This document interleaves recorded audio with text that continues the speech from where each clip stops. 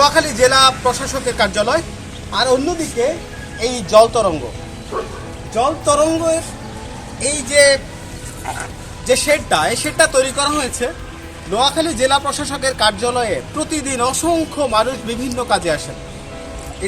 এই জায়গাটাকে বলে আদালত পাড়া, বা আমার ডান পাশে হচ্ছে নোয়াখালী পৌর পার্ক, পেছনে হচ্ছে যে পৌর দিঘি, এবং ডান পাশে হচ্ছে আমার বাম পাশে হচ্ছে যে নোয়াখালী কোর্ট মসজিদ।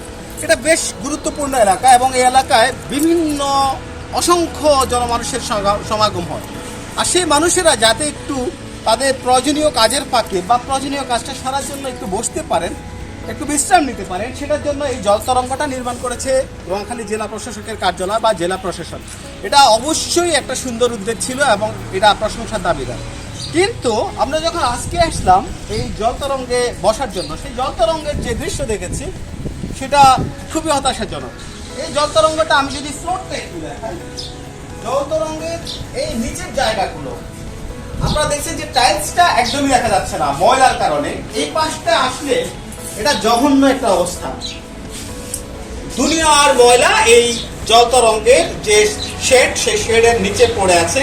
চিপসের প্যাকেট বা অন্যান্য খাবার সামগ্রীর প্যাকেট, চকলেটের প্যাকেট, পলিথিন, এমন হেন কোনো বর্জনায় যে এখানে নাই।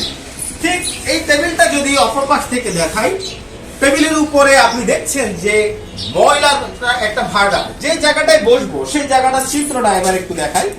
এই হচ্ছে সেই জায়গার চিত্র। সম্ভবত রাতে কোনো পাগল বা কেউ এখানে এসে বসেছেন এবং উনি হয়তো হিসু করেছেন বা প্রস্তাব করে দিয়েছেন, ময়লা বা নোংরা করেছেন। সেই জায়গাটা এরকমই আসে।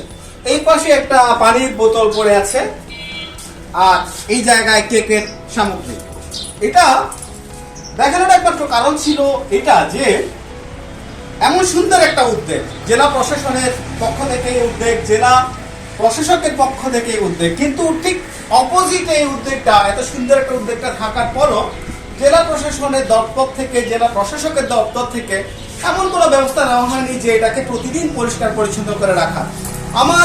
আমাদের এই নোয়াখালীবাসীর পক্ষ থেকে একটা দাবি জানাতেই পারি এই নোয়াখালী সংলাপে, সেটা হচ্ছে নোয়াখালী জেলা প্রশাসকের কার্যালয় থেকে অন্তত, সেখানে অসংখ্য লোক কাজ করেন, তাদের পক্ষ থেকে অন্তত একজনকে যদি এই জল তরঙ্গের এই শেডটা প্রতিদিন পরিষ্কার করার জন্য তাকে নিয়োজিত করেন, সেটা এই জনমানুষের জন্য, নোয়াখালীর মানুষের জন্য, এই শহরাঞ্চলে যারা এখানে অন্তত কাজে আসেন তাদের জন্য বেশ ভালো হবে এবং তারা বেশ উপকৃত হবেন।